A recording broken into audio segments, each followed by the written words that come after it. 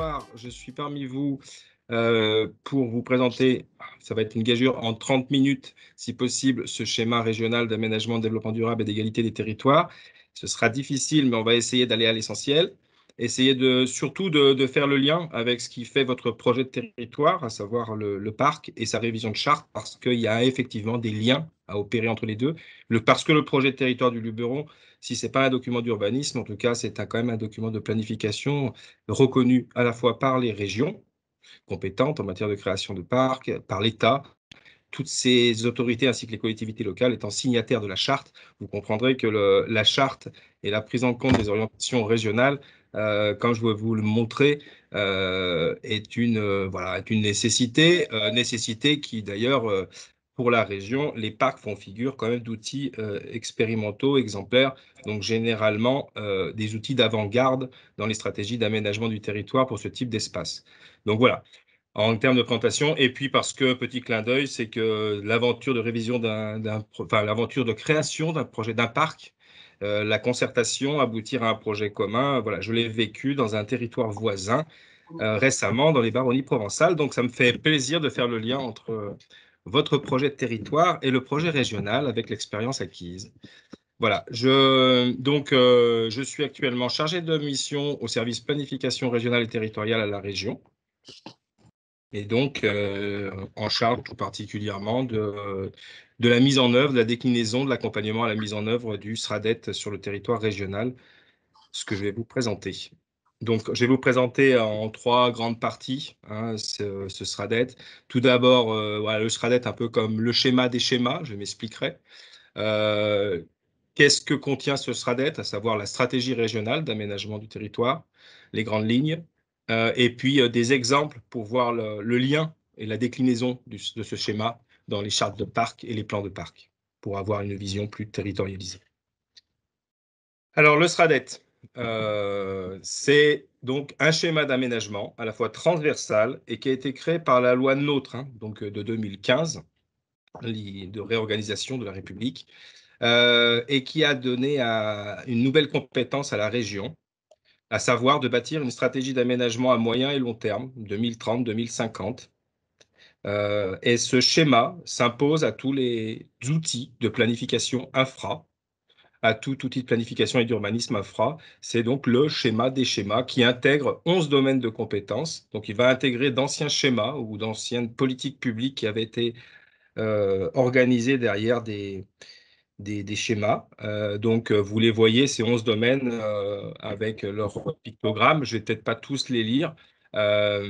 Et ces 11 domaines vont se décliner dans ce schéma régional, en 68 objectifs et 52 règles. Voilà. Donc, très rapidement.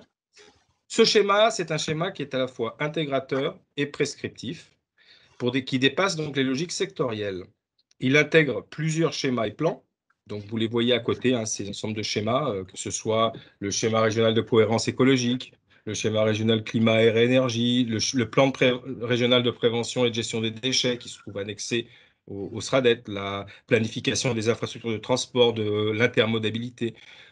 Tous ces schémas sont désormais intégrés derrière un schéma unique qui est le SRADET. Ce SRADET a été approuvé par le préfet le 15 octobre 2019. Ça a été le premier SRADET de France. Aujourd'hui, quasiment toutes les régions sont pourvues d'un SRADET. Il reste 3 régions qui n'ont pas encore approuvé leur SRADET. Ce document, donc le SRADET, s'impose à tous les documents de planification territoriaux. On connaît bien, par exemple, les SCOT ou les PLU quand il y a en absence de SCOT. Et les chartes de parc également ont un lien avec ce SRADET. Donc, le SRADET est un schéma prescriptif qui intègre donc une hiérarchie de normes. Donc, tout d'abord, le SRADET, lui, quand il est créé par les régions, doit prendre en compte des lois françaises, des directives européennes et des schémas directeurs d'aménagement à des échelles plus larges que l'échelle régionale. Ce SRADET, ensuite, a un niveau d'opposabilité qui le place au sommet de l'édifice des autres documents de planification territoriaux. Donc, les objectifs du SRADET doivent être pris en compte dans les documents de rang inférieur.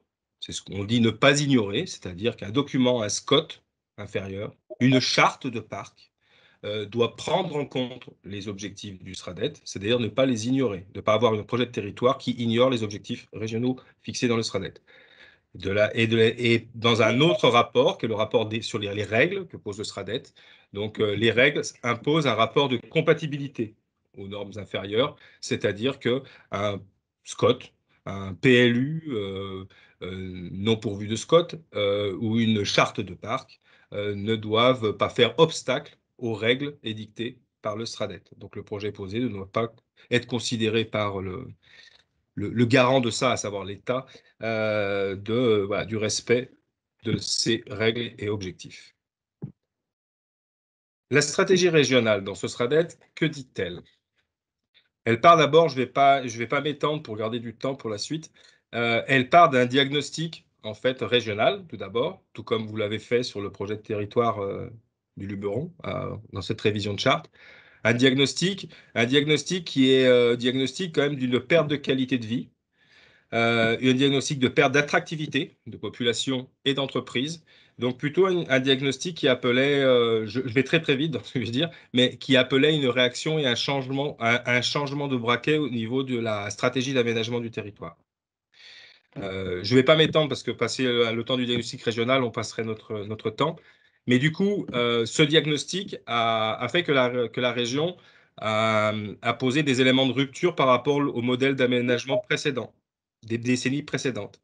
Ces éléments de rupture sont au nombre de trois, donc réinventer le modèle de développement territorial pour une région attractive pour la population et les entreprises. Donc cette réponse à l'attractivité qui menace la région. Rompre avec les logiques de consommation extensive des ressources naturelles pour une région résiliente et atténuer les logiques de concurrence territoriale pour une région solidaire.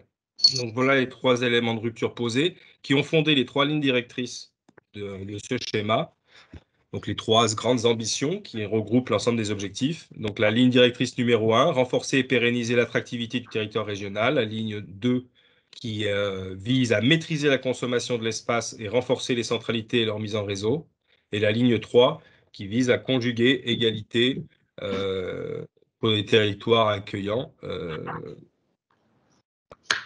Voilà les trois lignes directrices. Cette approche du SRADET, c'est une approche régionale. Elle n'a pas vocation. Mais sur le plan de travail.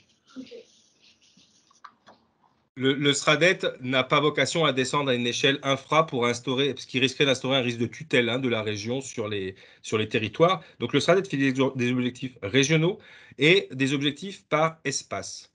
Donc a proposé l'organisation en 4 espaces, qui sont des espaces qui ont été essentiellement basés sur les déplacements domicile-travail en aire urbaine. Il y a l'espace rhodanien, l'espace azuréen, provençal et l'espace alpin. Et sur lequel une stratégie urbaine avec une armature de centralité a été posée, donc que vous voyez apparaître à l'écran.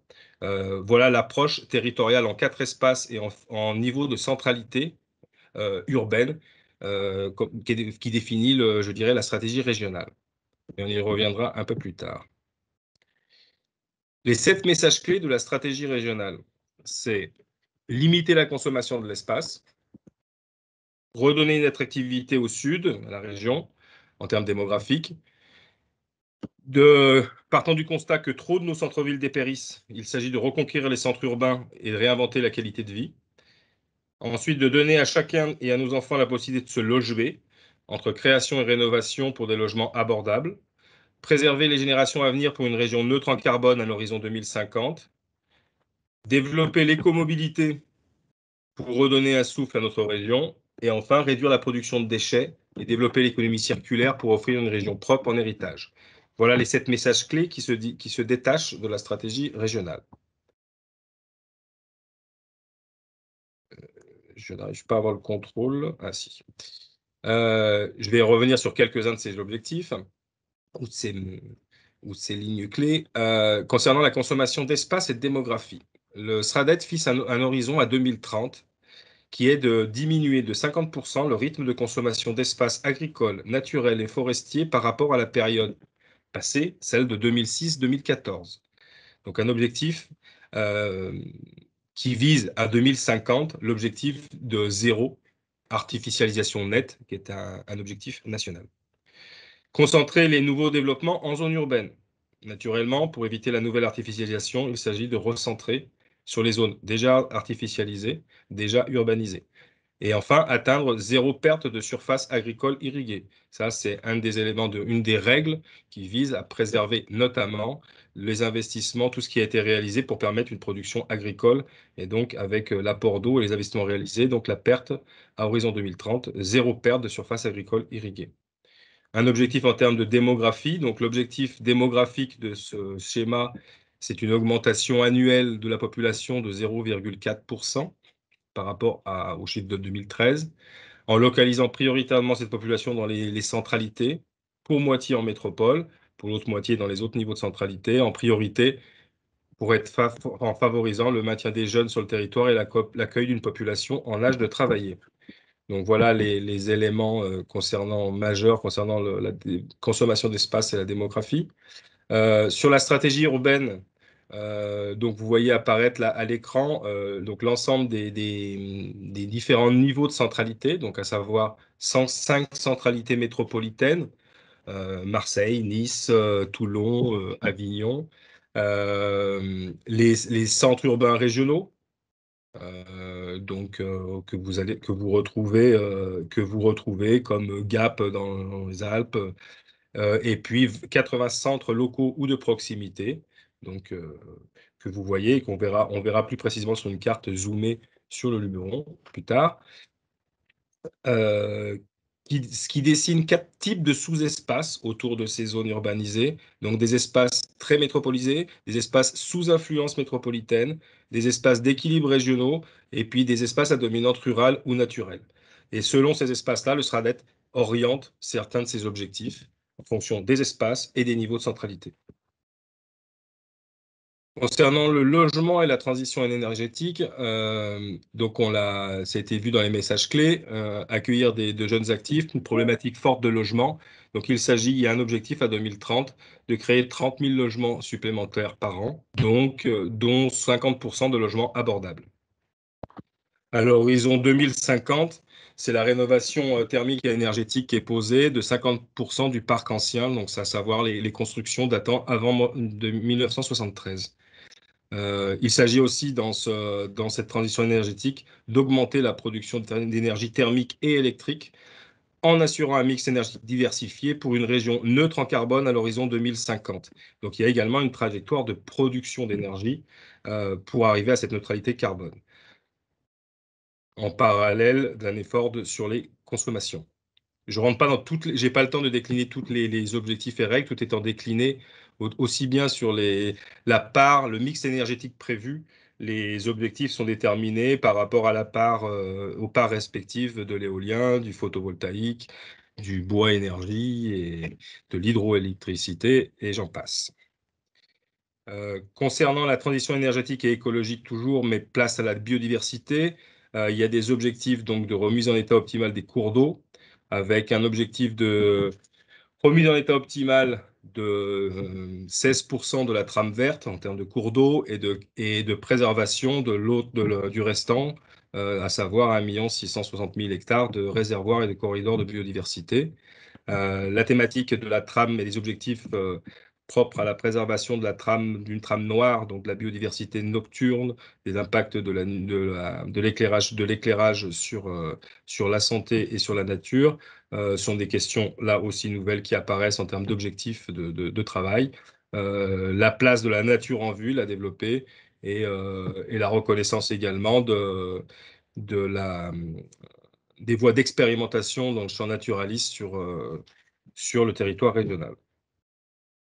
Concernant la mobilité, les transports, l'intermodalité et puis le numérique, bon, il s'agit de donner un nouveau souffle, donc à la fois un enjeu important parce que la région est congestionnée, donc de simplifier la vie des usagers des transports en commun, développer l'intermodalité dans les pôles d'échange, coordonner les aménagements et les usages des projets de transport en commun en site propre et de parcs relais, compléter le schéma régional avec 1500 km de vélos, routes et de voies vertes au niveau local. Ce chiffre a été récemment encore augmenté en objectif. On sait que le Luberon y participe pleinement.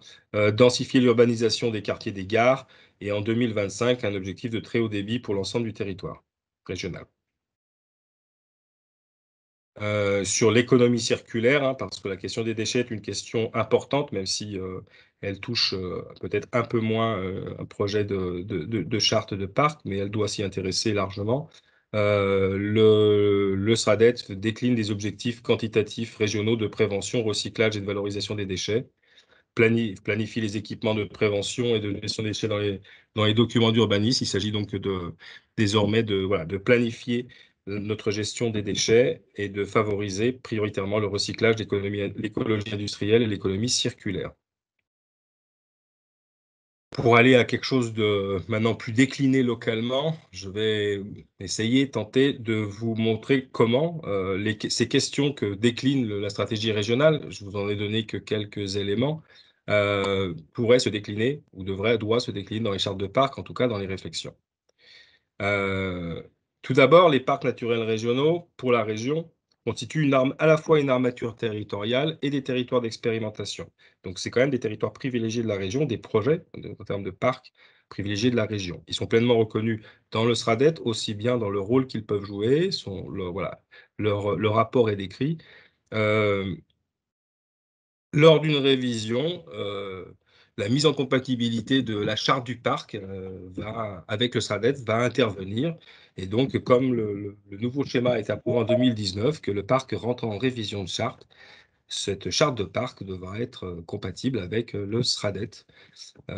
C'est le cas également d'autres parcs voisins, vous le savez, qui se sont lancés. Les Alpes sont très avancés dans leur démarche de révision.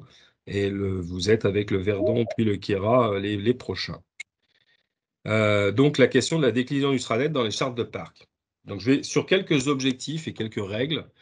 Je vais essayer de redire ce que dit le SRADET, là encore en quelques résumés, et puis ce qui pourrait être attendu d'une charte de parc, mais ça sera l'objet de la concertation, de la volonté du projet de territoire, de traduire plus ou moins ces objectifs, de les approfondir, les objectifs du SRADET, en tout cas, de ne pas les ignorer et de les traiter. Je vais m'arrêter une seconde sur l'objectif 10, qui est celui qui consiste à améliorer la résilience du territoire face aux risques, au changement climatique, donc la thématique du changement climatique, l'adaptation du territoire, et surtout derrière la question de l'accès à tous à la ressource en eau. Donc un enjeu des années et décennies à venir, celle de la pression sur l'eau. Donc le SRADET est 3 règles qui apparaissent ici, qui visent à s'assurer de la disponibilité de la ressource à moyen et long terme en eau, d'intégrer une démarche de réduction de la vulnérabilité du territoire en anticipant le cumul et l'accroissement des risques, et enfin en éviter et réduire l'imperméabilisation des sols en adaptant les pratiques en matière d'urbanisation. Dans le cas d'une charte de parc, ce qui est attendu, c'est que la charte spatialise les priorités d'action concernant la gestion de la ressource en eau, si toutefois ces éléments sont bien identifiés. La charte doit prendre en compte les contraintes liées au plan de prévention des risques naturels. La charte peut favoriser l'intégration des risques dans la planification, doit définir des orientations qui favorisent un développement urbain et économique maîtrisé et économe en espace. C'est l'enjeu notamment de la règle 10C sur l'objectif de réduire l'imperméabilisation des sols. Donc là, il y a certainement des objectifs en termes de gestion urbaine ou d'amélioration urbaine à envisager sur lesquels la charte pourrait avoir des préconisations et des mesures pertinentes.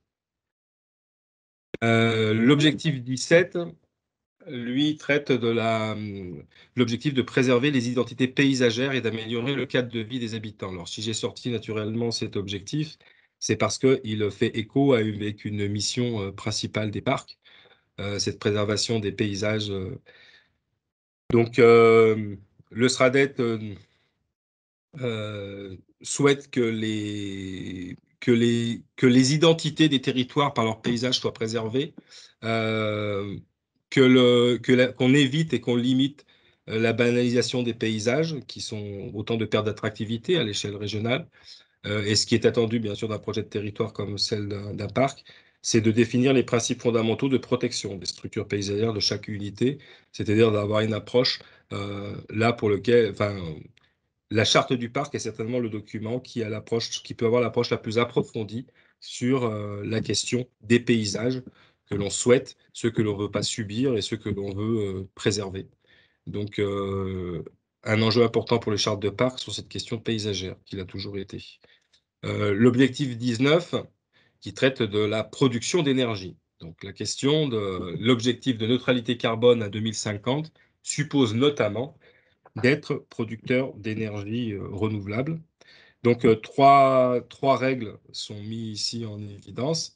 Donc la règle 19A qui demande d'identifier, de justifier et de valoriser le potentiel de développement des énergies renouvelables et de récupération en développant des solutions de pilotage énergétique intelligent et de stockage. Développer la production des énergies renouvelables et de récupération et des équipements de stockage afférents. Donc je ne lis pas tout, mais vous voyez en mettant en œuvre des mesures sur l'ensemble des mesures de production d'énergie renouvelable. Et enfin, la 19C, pour le développement de parcs photovoltaïques, un élément qui est souvent débattu, favoriser prioritairement la mobilisation de surfaces disponibles sur du foncier artificialisé, en évitant l'implantation de ces derniers sur des espaces naturels et agricoles. C'est voilà, une règle à ne pas ignorer. Et bien entendu, pour les projets de parc et les chartes de parc, la charte il est attendu qu'elle identifie les espaces à fort enjeux patrimoniaux, qui soient naturels, culturels, et déterminer ceux qui n'ont pas vocation à recevoir des projets d'implantation de dispositifs d'énergie renouvelable. Donc là, il est fait appel, je dirais, à un projet de territoire à la fois résilient qui doit intégrer les énergies renouvelables, mais se fixer des mesures compatibles avec ses objectifs à la fois de protection paysagère, de protection des sols, de protection écologique. Donc voilà, et là, on tombe dans le cœur de métier d'un parc, c'est d'avoir de l'ambition et de faire de la concertation pour y arriver. Donc en tous les cas, je mesure, voilà, c'est un sujet en tout cas qu'une charte de parc aujourd'hui doit traiter pour trouver un point d'équilibre, étant entendu que les objectifs de production à l'échelle régionale se divisent pas mécaniquement sur chaque territoire. Ce sera une production régionale, des objectifs de production d'énergie renouvelable à l'échelle régionale qui sont attendus. Chaque territoire participera selon ses moyens et ses objectifs. Mais bien entendu, il est attendu de chacun de proposer des réponses. Donc, en tout cas, les chartes de parc sont particulièrement attendues plutôt pour donner les espaces n'ayant pas vocation à, ou, et s'ils le peuvent, identifier des espaces pertinents ou qui ne remettraient pas en cause nécessairement d'autres objectifs. Concernant l'organisation du territoire et la question voilà, de l'accueil de population, les centralités. Donc, la région a défini une stratégie urbaine qui vise à conforter les centralités par 3 niveaux, mais de veiller à ce que l'emploi et les populations se retrouvent recentrés avec les services sur ces centres. Sur la déclinaison de cette stratégie régionale pour un projet de territoire comme le Luberon, dans sa charte, c'est de traduire, de définir des orientations qui confortent ces centralités, celles de son territoire, afin de limiter l'étalement urbain, le mitage des espaces naturels et agricoles. Pour cela, la charte doit définir les secteurs prioritaires pour la maîtrise de l'urbanisation, en sachant qu'une charte, les mesures pertinentes d'une charte ont aussi vocation à se retrouver dans les SCOT. Vous avez ici votre territoire avec une carte, je dirais, SRADET zoomée sur le Luberon, avec apparaissant les niveaux de centralité du SRADET. Donc, vous avez les 4 centres urbains régionaux qui apparaissent, Apt, Cavaillon, Pertuis, Manosque. Et puis, vous avez des centres locaux et de proximité, Cadenet, Fort-Calquier, Sainte-Tulle et la Tour d'Aigle. Voilà comment sont identifiées ces centralités, en tout cas au niveau du Luberon, dans le SRADET. Il s'agit dans ces espaces de viser notamment 2 objectifs, à savoir maîtriser l'étalement urbain et promouvoir des formes urbaines moins consommatrices d'espace. Donc, c'est d'où le confortement des centralités, c'est de faire de la ville plus sur la ville, d'éviter l'extension, afin de préserver l'objectif 48, le socle naturel, agricole et paysager régional. Donc, vous avez là décliné la règle 47B, qui vise à prioriser la mobilisation du foncier à l'intérieur des enveloppes urbaines existantes et privilégier des extensions urbaines répondant aux critères suivants, donc soit de l'urbanisation prioritairement dans le prolongement de l'urbanisation existante, la diversité et densification adaptée des formes urbaines, qualité urbaine architecturale et paysagère, avec une attention particulière pour les entrées de ville, la préservation des sites Natura 2000, l'évitement de l'urbanisation linéaire en bord de route. Pour une charte de parc, pour les parcs, l'objectif est de construire des projets de territoire qui sont donc axés sur la préservation du cadre de vie, des paysages, le développement endogène.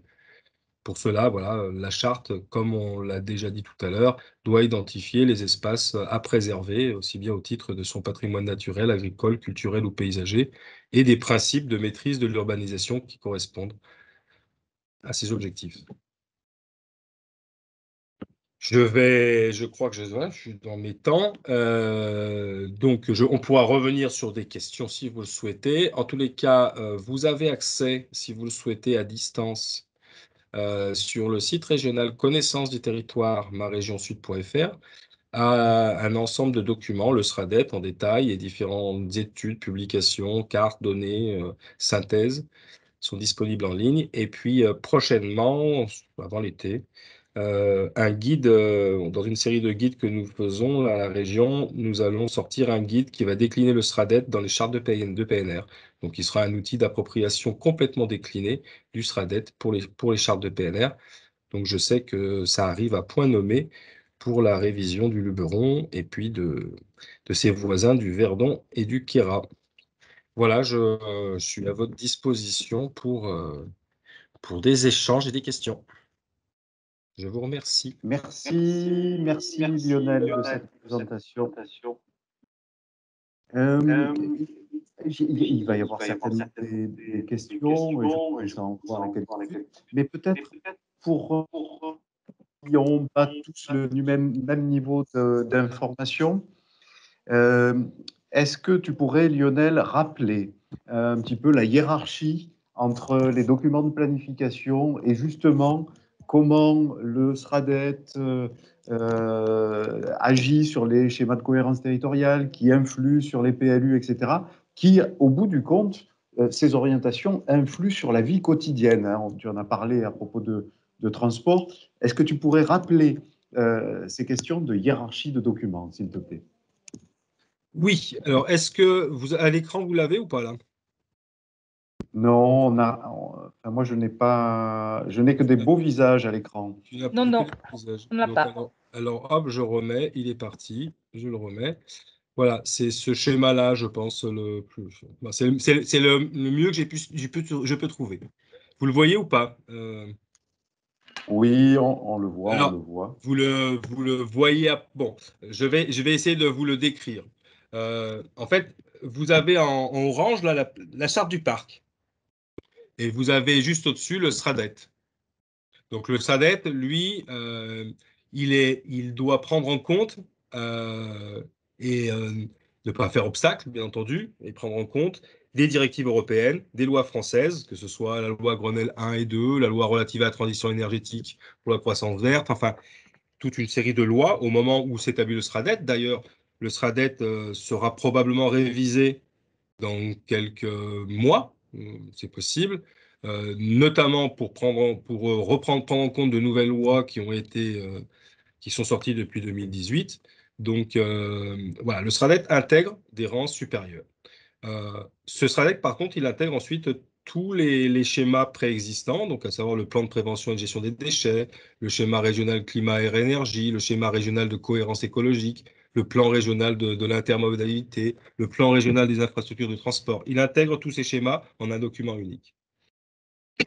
Ce schéma, euh, il est bâti à travers un fascicule de règles et un rapport d'objectifs. La charte du parc, elle se trouve, vous voyez, en orange, et à côté, vous avez les SCOT. Donc, ce sont deux outils infra qui doivent, l'un et l'autre, être compatibles avec les règles du fascicule du SRADET et prendre en compte les objectifs du SRADET. Il y a un lien qui s'opère entre la charte et les SCOT, qui sont ces documents intégrateurs au niveau territorial, donc qui intègrent les documents d'urbanisme infra, que sont les plans locaux d'urbanisme, les plans locaux d'habitat, les plans climat, air, énergie. Donc le SCOT devient intégrateur de tous ces plans infra et le lien qu'il y a entre charte et SCOT. une fois que la charte elle a pris en compte les objectifs du SRADET, les règles générales, la charte du parc intègre des dispositions jugées qui sont pertinentes et qui peuvent intégrer que le SCOT doit prendre en compte et prendre à son compte.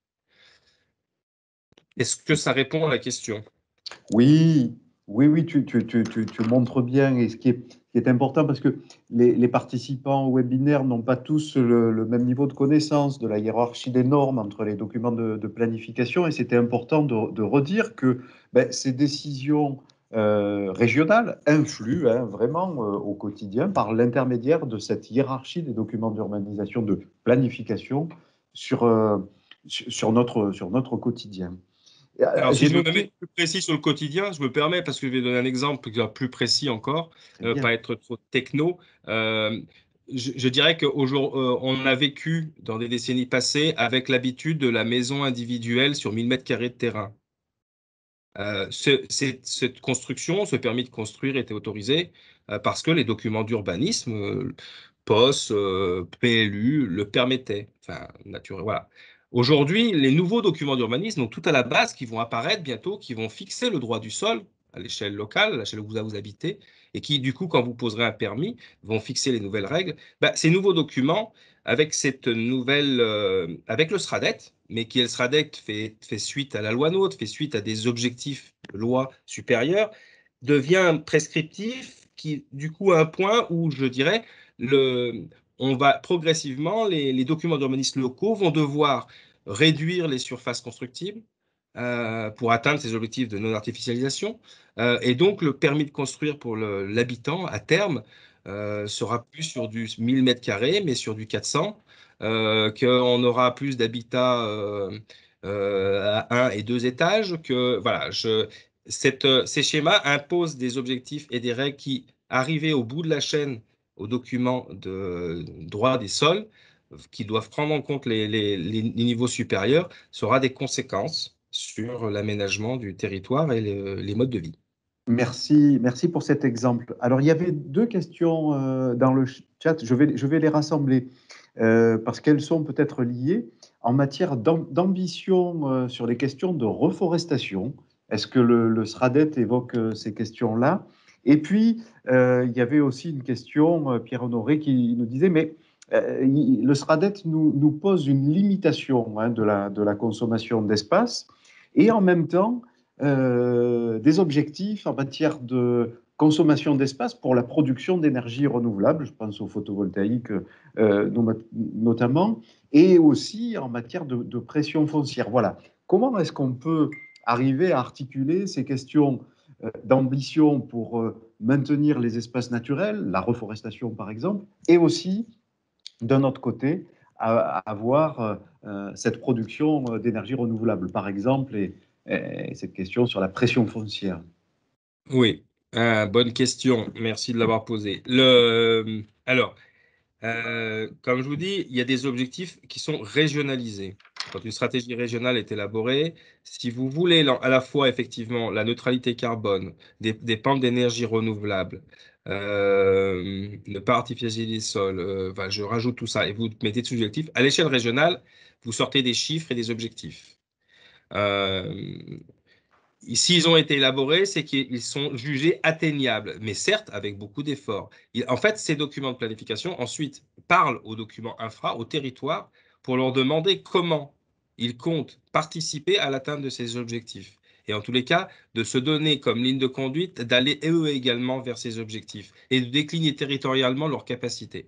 Alors, c'est vrai que alors, la question forestière, donc il y a un enjeu de préservation, de préservation de notre capital forestier naturel, qui peut parfois se trouver en contradiction avec des objectifs d'exploitation ou forestière pour des questions de biomasse ou effectivement de pression sur les sols. Parce que la question du photovoltaïque, une fois que le SRADET a clairement identifié que euh, nos espaces artificialisés ou nos zones délaissées étaient suffisantes pour répondre aux enjeux en termes de surface, on le sait, donc c'est l'objectif, c'est d'aller sur ces espaces-là. Mais on sait également que pour des raisons à la fois économiques, de faisabilité, de dire le réalisme, on voit très bien fleurir également des unités de production qui consomment de la surface au sol. Le débat aujourd'hui, en fait, n'a pas été même arbitré, arrêté, à savoir s'il s'agit de l'artificialisation ou pas. Donc pour vous dire, donc en tout cas, le SRADET ne le traitait pas, ne le réglait pas, cette question. L'État aujourd'hui est un peu, ne sait pas exactement comment le régler. En tous les cas, l'objectif qui est demandé au territoire de projet, c'est si il doit y avoir des objectifs de production d'énergie qui sont identifiés, et notamment d'usage de foncier. Il s'agit de veiller à préserver les surfaces agricoles, les surfaces d'intérêt écologique. Et je dirais que pour une charte de parc, pour un parc, un territoire de parc, on lui adjoint une responsabilité supérieure également. C'est trouver dans la concertation également une préservation des paysages, c'est-à-dire d'un cadre de vie. Mais de combiner, c'est-à-dire d'être conscient qu'on doit être aussi des acteurs d'où l'idée d'être peut-être les meilleurs sur la question de l'artificialisation, de l'usage des zones délaissées ou artificialisées. Ce sera ça qui sera attendu d'un territoire, je dirais, d'exemplarité rurale, comme pourrait l'être le Luberon. Très bien, mais on va peut-être prendre des mains levées s'il y a quelques personnes qui souhaitent poser des questions. Là, je note au fur et à mesure les questions qui sont posées dans le chat.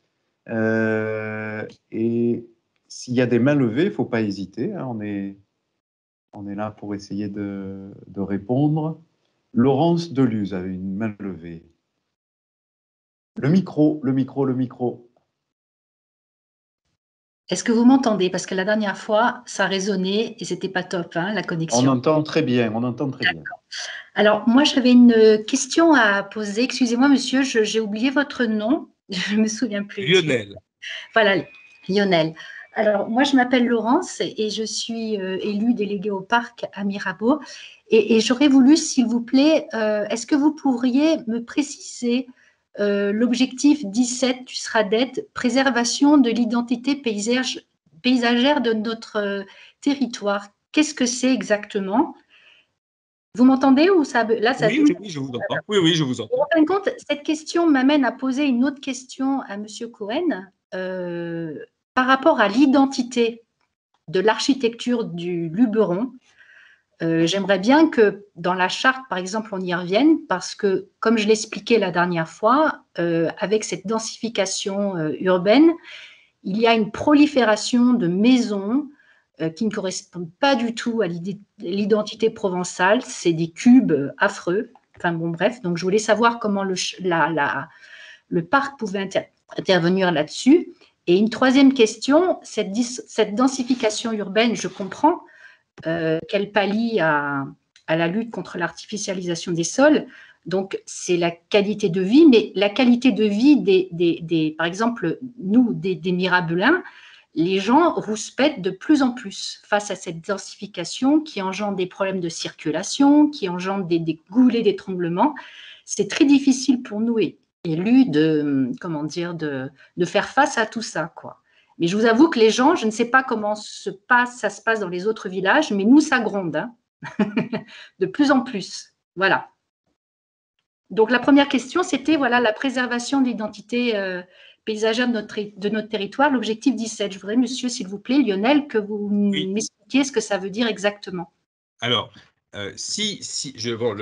les territoires de parc, par leur mission, hein, c'est une de leurs missions premières, hein, protection des structures paysagères, les paysages. Donc, je pense que la connaissance des paysages d'un territoire, enfin, en tout cas, c'est posé spécifiquement pour les parcs naturels régionaux, la connaissance de leur paysage, de leur structuration, de leur identité paysagère fait partie, enfin, est au préalable de leur projet. Donc, je dirais que vous avez des caractéristiques paysagères. On est dans le grand paysage, hein, notamment. Parce qu'on parle d'enveloppe urbaine, on parle de banalisation. Quand on parle paysage, je veux dire, ça fait écho à des paysages qui ont disparu, notamment dans le couloir rhodanien, qui aujourd'hui sont des constats d'échec en termes d'aménagement du territoire et d'attractivité. Donc aujourd'hui, on sait que le paysage, la qualité du cadre de vie, est un élément majeur d'attractivité est recherché pour, voilà, pour cet objectif, en tous les cas, d'accueil de population active. Donc, c'est un sujet, voilà. La charte du parc, l'avantage d'une charte de parc, c'est que comme elle est aussi au cœur de ses missions, elle a la possibilité d'être à la fois inventive, de poser des prescriptions euh, faites dans la concertation, mais en tout cas d'essayer de donner des orientations. Alors elle peut faire quoi? Elle peut, parce que le champ est assez large, je vais pas. Après, voilà, c'est de la capacité du territoire à se donner des objectifs, à se les imposer. Euh, donc, c'est par exemple un plan de parc peut très bien identifier des espaces qui doivent être préservés de toute urbanisation, que ce soit les espaces agricoles, naturels, forestiers, des sites patrimoniaux remarquables ou des secteurs où la sensibilité paysagère ou à la biodiversité sont telles que laisser une empreinte d'urbanisation ou d'artificialisation pourrait remettre en cause le modèle de paysage dans lequel on veut être. Donc voilà, la charte peut faire ça, peut également favoriser à travers ses orientations, je dirais, des modèles de réinvestissement urbain pour traiter cette problématique de la, de la vie en bourg-centre, donc un espace de plus grande densité, mais de réfléchir à la place de la nature en ville, réfléchir aux mobilités, repenser peut-être l'habitat, les espaces publics. Voilà, il y a une attente importante aussi de réinvestir ces bourgs. Et là, la charte du parc, là aussi, a je dirais, et le parc est un outil approprié pour essayer de repenser ce cadre urbain. Il y a aussi des outils, par exemple, de protection de zones agricoles. Donc, la charte peut très bien décliner des objectifs de préservation de terres agricoles avec des outils de ZAP, par exemple, zones agricoles protégées, pour prévenir notamment de la spéculation foncière et puis geler des espaces agricoles, maintenir des coupures d'urbanisation à travers son plan de parc pour éviter des étalements. Et puis, par exemple, préserver des caractéristiques paysagères identitaires, je ne sais pas, par exemple des arbres le long d'alignements ou de routes. Voilà, ces éléments de paysage doivent être en tous les cas identifiés pour être posés sur la charte et sur le plan de parc de façon à ce que, bien sûr, que si c'est communément partagé, ce soit un cadre qui puisse ensuite être décliné localement dans les documents d'urbanisme infra. J'espère avoir répondu. Merci Lionel pour cette réponse. Et après, et donc allô? Oui. Et Oui. donc par rapport après à comment dire définir au niveau urbanisme une identité, parce que je ne sais pas si dans les autres villages ça se passe comme ça, mais ou si vous intervenez moins, je ne sais pas, mais on a l'impression voilà, que tout est fait n'importe comment maintenant. Voilà, il n'y a plus de règles strictes. Voilà. Je pense que c'est, Laurence, je pense que c'est vous qui avez posé déjà cette Oui, question-là par écrit la dernière fois. J'avais ouais. tenté d'y répondre, mais peut-être un peu rapidement. Alors effectivement, je vous rejoins sur l'intérêt de préserver une certaine identité, une certaine qualité à nos paysages, et en particulier en matière de nouvelles constructions. Et c'est vrai que le village de Mirabeau s'est beaucoup développé ces dernières années avec beaucoup de nouvelles constructions. Enfin, c'est pas ces dernières années, c'est depuis peu de temps là. C'est avec toutes les très rapidement. Qui a été impulsé par par toutes ces lois, la loi NOTRe, etc., etc. Voilà. Donc, ce que je vais dire, enfin, on va peut-être pas mobiliser, mais grosso modo, donc le parc du Luberon met en place un conseil architectural dans chacune des communes. C'est vrai que Mirabeau, ces derniers temps, a fait l'objet d'un changement d'architecte conseiller. Il y a peut-être eu des petits frottements à ce moment-là. Mais la vigilance est là. C'est pas toujours facile de permettre à la fois l'installation de nouvelles constructions avec les modes d'aujourd'hui, l'architecture contemporaine, celle qu'on voit dans les revues, dans les catalogues, et puis celle qu'on ressent quand on a l'habitude d'une certaine identité du territoire. Mais c'est bien. Moi, je note vos questions, je note votre implication, et j'espère que dans la future charte, on aura des développements justement sur ces sujets-là pour mieux les maîtriser dans l'avenir. Voilà, on ne va peut-être pas s'étendre là-dessus, mais je note bien que c'est utile et que vous insistez là-dessus. Patrick, excuse-moi alors, juste bon, je vois qu'il nous reste vraiment que quelques minutes et qu'il y a encore quelques mains levées. On va tâcher de ne pas faire trop de frustrés, de prendre encore quelques questions. À mon avis, d'ici 10 minutes maxi, il faut qu'on arrête. Mais juste en fait, pour aller dans ton sens, là, on entend en fait, ça y est, on est en train de débattre et on a envie de construire. Donc, il faudra que vous participiez, enfin, il faudra, dans la mesure du possible, hein, dans les différents ateliers, on va continuer de vous diffuser de l'information, des dates, etc., pour justement maintenant aller plus loin, parce que sinon, ça va être très frustrant aujourd'hui, parce c'est vrai que là, il y a eu beaucoup d'apports d'informations qui nous donnent envie d'aller plus loin. Bon, je ne prends pas plus de temps, mais à construire dans nos ateliers qui vont suivre. Patrick, je te laisse prendre quelques questions. Ben, il y avait Monsieur Frappa qui avait levé la main, et puis après, je vais répondre à quelques éléments qui sont venus dans le chat. Oui, moi j'ai posé une question dans le chat là, et je me suis aperçu qu'en fait elle recoupait au moins deux autres questions qui étaient posées aussi par d'autres personnes. C'est-à-dire que j'ai pas vu, on parle de centralité, moi je suis d'accord pour la densification des centres urbains, enfin le bouchage des dents creuses, la construction de la ville sur la ville, oui. Mais j'ai pas entendu, j'ai rien entendu pour ce qui concerne les zones, ce que j'appellerais le rural profond, quoi. Hein. C'est-à-dire que dans une de vos diapos, là, il y a une carte qui présente les centres, la stratégie urbaine pour la reconquête des centres-villes. Il y a beaucoup d'espaces blancs là-dedans, y compris sur le territoire du Luberon, et encore plus si on regarde à l'échelle régionale. Qu'est-ce qu'il y a pour ces espaces-là? Est-ce que c'est des espèces de no man's land sur lesquels, comment on gère ça sachant effectivement, comme le dit quelqu'un, une autre personne, dans les villages, il y a beaucoup d'espaces vides, il y a beaucoup d'habitations vides, il y a des gens qui veulent s'installer. Moi, j'habite dans un tout petit village, un peu en dehors du parc. On a ces derniers temps, alors peut-être que le confinement y est pour quelque chose, mais un afflux à nouveau de gens qui viennent habiter. Donc, comment est-ce que cette question-là est prise en charge dans le cadre du SRADET? Une question. À l'occasion de l'élaboration du SRADET, effectivement, cette stratégie autour des centralités, c'est-à-dire de viser de rassembler la population dans des niveaux de centralité, est une stratégie, je dirais, qui n'est pas d'aujourd'hui, hein, que la loi NOTRe a identifié, enfin que nos cadres ont identifié, de rationalisation, de rapprocher l'emploi, enfin, des services, des habitants. Donc cette stratégie, c'est effectivement la stratégie macro qui s'applique. Les espaces ruraux sont pas du tout niés.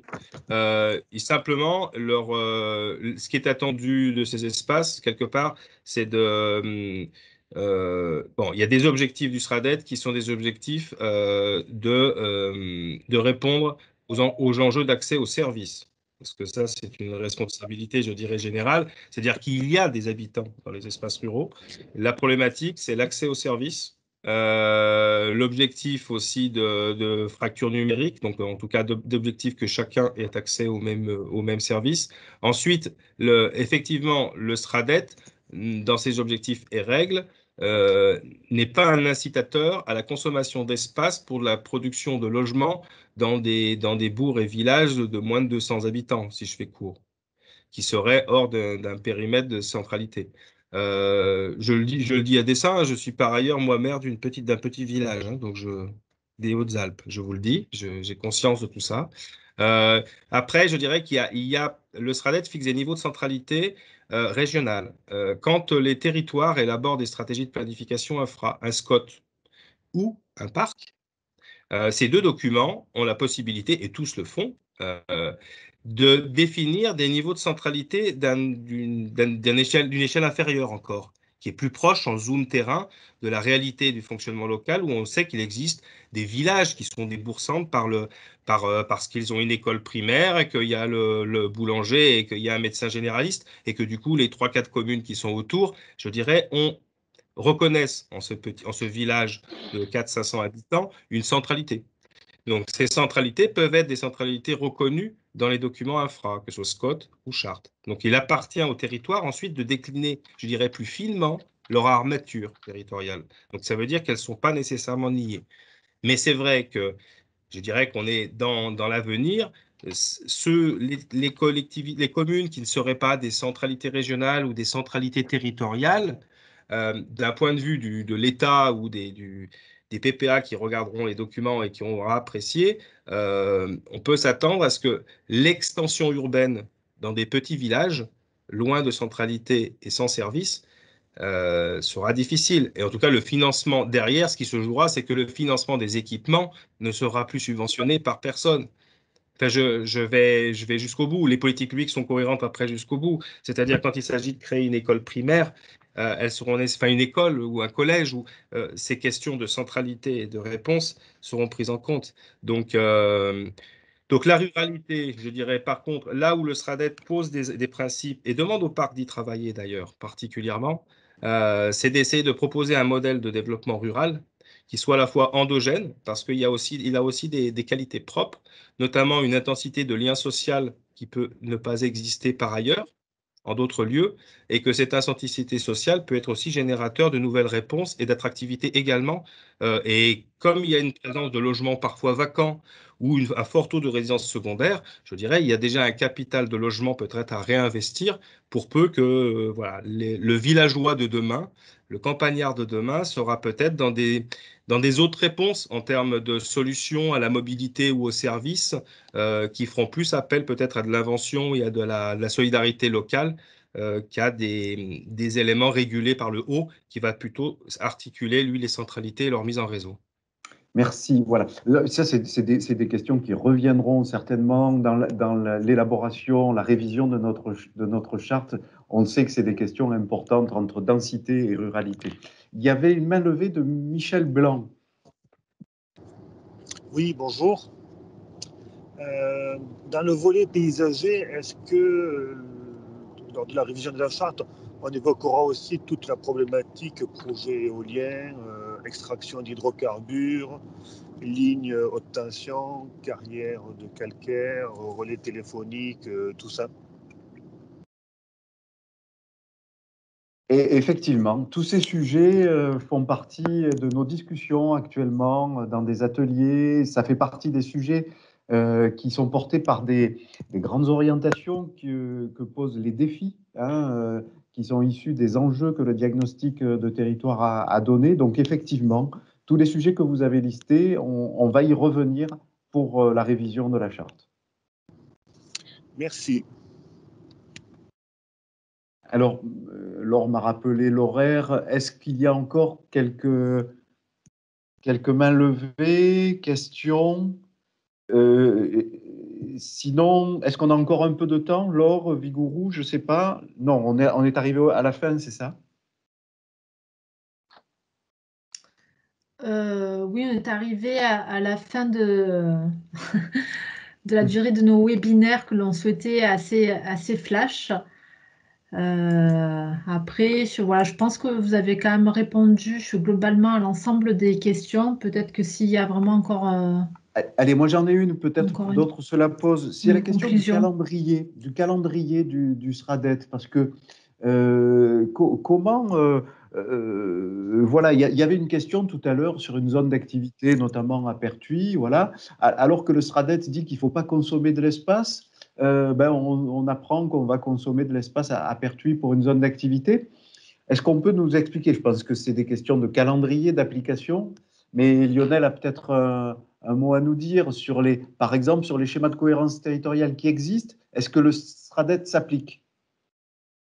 Alors, s'ils ont été approuvés avant l'approbation du SRADET, ils ont leur vie et ils ont un temps de révision pour se faire. Donc, certains sont rentrés en révision et donc, du coup, vont devoir prendre en compte le SRADET. Donc, il y a une mécanique, bien entendu. Hein, ce qui existe n'est pas remis en cause tout de suite par le nouvel arrivé. Donc, il y a un temps de prise en compte.